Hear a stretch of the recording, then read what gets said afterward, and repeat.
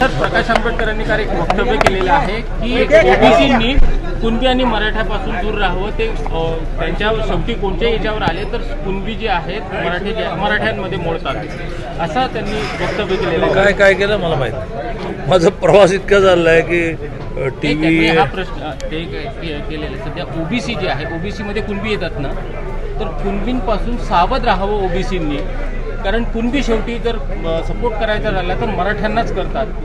अशा वक्तव्यावर कसं पाहता तुम्ही? त्यांनी काय म्हणायचा त्यांचा प्रश्न आहे. फक्त मी एवढंच म्हणेन की ह्या महाराष्ट्रामध्ये संत महंत आणि सामाजिक सुधारकांनी जातीची वीण ही इतकी घट्ट गुंफली होती की जेणेकरून जातीपाती विसरून लोक आपल्या समाजाचा आपल्या देशाचा विचार करायला लागले. अशी महाराष्ट्रीय परंपरा त्या महाराष्ट्रामध्ये पूर्ण ही जातीची वीण जी आहे ती विस्कटण्याचं काम सगळ्यांकडून चाललेलं आहे. आणि राजकीय स्वार्थ वेगळा परंतु सामाजिक स्वास्थ्य महत्त्वाचं. आणि त्यामुळे प्रकाश आंबेडकरांनी काय स्टेटमेंट दिलं याचा मी अभ्यास केला पाहिजे. ते अभ्यास न करता म्हणणं अन्यायाचं होईल. पण इन जनरल मी म्हणतो प्रकाश आंबेडकरांनी म्हणत आहे की जातीपातींचा जो अक्षरशः अतिरेक चाललेला आहे तो समाजाला कुठे नेऊन जाईल, कुठल्या खड्ड्यात नेऊन टाकेल हे कळणार नाही. त्यांनी फडणवीसांवर टीका केलेली आहे. त्यावर फडणवीस म्हणाले होते की उद्धव ठाकरे मी जरा आधी यांच्या बोलण्याच्या करेक्शनमध्ये मला एक मुद्दा मांडतो की राज्यामध्ये मनोज जरांगे पाटलांचं आंदोलन उपोषण हे अनेक दिवस चाललं आहे. एक धक्कादायक आकडेवारी समोर येते आहे जी मी अनेक वेळेला मांडली. एक शासकीय जाहिरात काही महिन्यांपूर्वी शासनाने मराठा समाजाला कोणत्या सुविधा दिल्या याची जाहिरात करताना मी एका ठळक चौकटीमध्ये 10% आर्थिक मागासांच्या आरक्षणामध्ये 3 वर्ष आर्थिक मागासांचं आरक्षण केंद्राने सुरू केल्यापासून 3 वर्ष 8-8% मराठा समाजाला मिळतं. याचं कारण ज्यांना जातीचं आरक्षण आहे त्यांना आर्थिक मागासामध्ये अप्लाय करता येतं. मग आर्थिक मागासामध्ये 31च जाती उरतात. त्यातल्या 3 मोठ्या जाती मराठा, ब्राह्मण, लिंगायत. त्यातल्या ब्राह्मण लिंगायतांचं उत्पन्न हे बहुधा फार कमी जणांचं 8 लाखाच्या आतलं असतं. त्यामुळे ते अप्लाय करू शकत नाही. मग 8 लाखाच्या आत उत्पन्न असताना जातीचं आरक्षण नसताना मराठा, गरीब मराठा अप्लाय करू शकतो आणि त्यातून त्याला 8.5% मिळत होतं. ज्या वेळेला मराठा समाजाला 10% वेगळं आरक्षण दिलं त्याला स्वाभाविकपणे पुन्हा एकदा जातीचं आरक्षण मिळालेला मराठा समाज CBC नावाचं वेगळं मराठा आरक्षण मिळाल्यानंतर तो 10% आर्थिक मागासाला एलिजिबल राहिला नाही. तो आता 10% आर्थिक मागाचा फायदा घेऊ शकत नाही. परिणामी उरलं कोण तर 31 मधली एक जात गेली तर 30 मधल्या 3 मोठ्या जातीतले उरल्या 2 मोठ्या जातींचं 8 लाखाच्या खाली उत्पन्न सहसा नसते म्हणून उरल्या 28. या 28 जातींमध्ये काल ॲनालायझर नावाच्या एका यूट्यूब चॅनलने आकडेवारी जी दिली आहे ती भीषण आहे की त्याच्यामध्ये मराठा एलिजिबल नाही, ब्राह्मण आणि लिंगायत उत्पन्न जास्त असल्यामुळे अप्लाय करत नाहीत. तर फार मोठ्या प्रमाणात अल्पसंख्याकांना त्या मिळाल्या. तर अल्पसंख्याकांना मिळाल्याचं दुःख कोणाचं कारण नाही.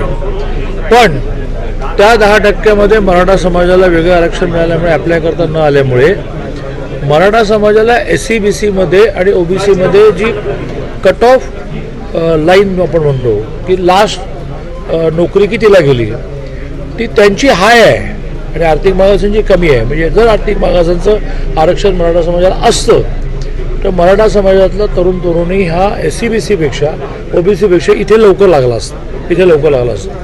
आणि तर माझं अजूनही म्हणणं आहे की मराठा समाजाला जातीचं आरक्षण मराठा म्हणून देणं याच्यामध्ये 10% दिलंही आहे SC-BC. त्याची ते टिकवण्यासाठी सगळ्या प्रकारचे प्रयत्न सरकार करणार आहे. किंबहुना त्याच्या आधीचं देवेंद्रच्या काळातलं रिझर्वेशन फेटाळताना सुप्रीम कोर्टाने जी निरीक्षणं नोंदवली त्याचा विचार करून 10% दिलं त्यामध्ये टिकेल.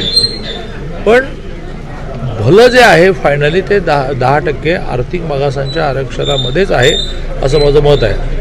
परवा सुप्रीम कोर्टाने निर्णय दिला की शेड्यूल ट्राईबला अबगड करा किंवा शेड्यूल ट्राईबला राज्य अबगड करू शकतं.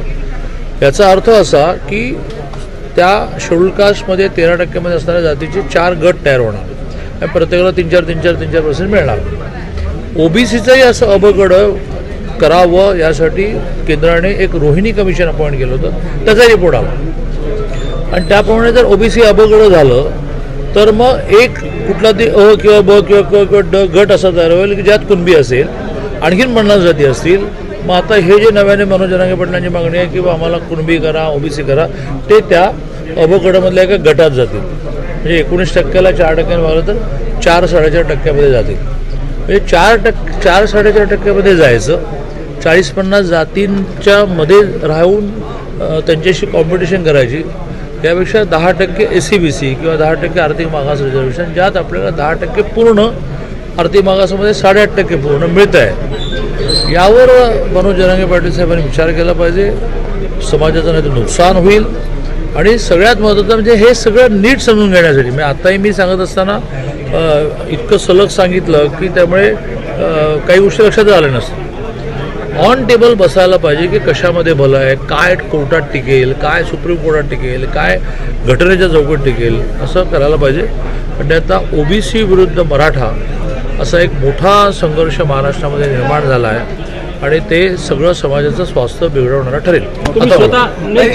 व्यक्त केली तर त्यांनी त्यांचे 4 वकील उपस्थित ठेवावे. मी कोणाही वकिलाला न घेता, कारण 14 ते 19 तर मराठा आरक्षण आणि मराठा सुविधा विषयामध्ये सबकमिटीचा मी चेअरमन होतो आणि आताही सबकमिटीचा मी चेअरमन आहे, आताही चेअरमन. तर मला काय वकील लागणार नाहीत, पण त्यांनी त्यांचे तज्ज्ञ घेऊन बसावेत आणि ह्या सगळ्या विषयामध्ये योग्य मार्गदर्शन, योग्य मार्ग सर्वांच्या चर्चेतून निघेल. मानसिक संतुलन कोणाचं बिघडलं असं संजय राऊतांनी म्हटलेलं आहे. विधानसभा निवडणुकीमध्ये ते कळेल. आणि शिंदे राज ठाकरेंची जी भेट झालेली आहे ती देवाणघेवाणीसाठी झाली असं देखील राऊतांनी म्हटलेलं आहे. राऊतांच्या म्हणण्यावर अगदी सुरुवातीच्या काळामध्ये एक ग्लॅमर म्हणून लोक सकाळीच राऊत काय म्हणतात बघायचे, तुम्ही राऊत काय म्हणतात दाखवायचे. आता लोक म्हणतात ह्याला काय म्हणायला येईल ते बोलतात. तर राऊतांच्या बोलण्याला आता कोणी सिरियसली घेत नाही. ज्या पद्धतीनं उद्धव ठाकरे आणि फडणवीसवर खूप वार सुरू झाले विधानसभेच्या निवडणुकीपूर्वी. नाही, मी गेले 2 दिवस हेच मांडतो आहे की माणसाने तेच बोलावं पण नीट बोलावं. ते नीट नाही बोललं तर सामान्य माणसाला आवडत नाही. समोर बसणारा कार्यकर्ता असतो, चाहता असतो, तो टाळ्या वाजवतो, त्याच्यावर तर लोकांना आवडते असं नाही. आणि महाराष्ट्राच्या राजकीय संस्कृतीमध्ये हे जे अधपतन चाललेलं आहे त्याचा सगळ्यांनी मिळून बसून विचार केला पाहिजे. तर आपलं कधी उद्धवजींचं भाषण काढा, दांडा मोडेन तोडेन आणि टरबुजा फरबुजा, रे ही नाही आहे संस्कृती महाराष्ट्राची.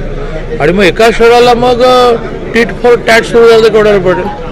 काय व्हायचं ते होत ना. मग शेवटी आमच्या नेत्यांना प्रामुख्याने अमित भाईंना काही म्हणणं, देवेंद्रजींना काही म्हणणं, हे सर्वसामान्य कार्यकर्ता समाजातलं स्वास्थ्य टिकावं म्हणून फार दिवस सहन करणार नाही.